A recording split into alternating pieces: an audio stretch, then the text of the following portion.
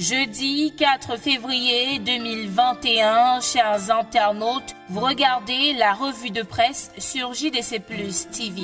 On ouvre avec ce qui fait l'actualité au Cameroun avec Mutation, la victoire des Lions de l'Atlas du Maroc face aux Lions Aprime hier au stade de Limbé dans un match comptant pour la deuxième demi-finale du championnat d'Afrique des Nations de football. Le Maroc s'est imposé face aux Lions Aprime avec un score de 4-0, d'où le titre du quotidien de la rue de l'aéroport CHAN 2020, le Maroc, un roc. Ce dernier affrontera le Mali qui, lui, s'est imposé face à la Guinée hier au stade de Japoma à Douala en finale. Les temps forts de la rencontre Cameroun-Maroc sont à revivre de la page 14 à la page 15 de Mutation, édition de ce jeudi. Un autre tabloïd qui parle de cette rencontre est Le Messager qui titre en pied de une CHAN 2020, Lyon Aprime, la désillusion pour le journal de Jean-François Chanon. La lourde défaite encaissée par les Lions Aprime face au Maroc est la résultante d'un manque de championnat ainsi qu'une préparation chaotique à cette compétition continentale.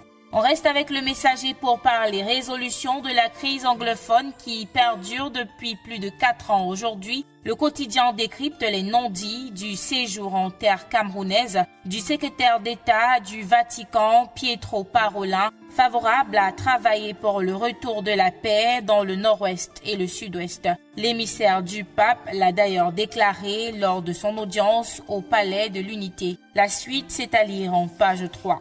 Prochain arrêt dans cette revue de presse, le quotidien Le Jour, qui revient sur l'accident de Tchang qui a coûté la vie à une 50aine de personnes. Après une enquête sur le carburant ayant occasionné cette hécatombe, les chiffres ont évolué une semaine après, tels que relayés par Le Jour en page 2 à 3. Dans cette édition du quotidien Le Jour, on parle également recrudescence des cas de Covid-19 dans l'ouest du Cameroun. On compte 109 nouvelles personnes infectées. La situation épidémiologique complète de cette région a été présentée au ministre de la Santé publique, le Dr Malachi Manaouda, lors de sa visite de travail mardi dernier à Bafoussam.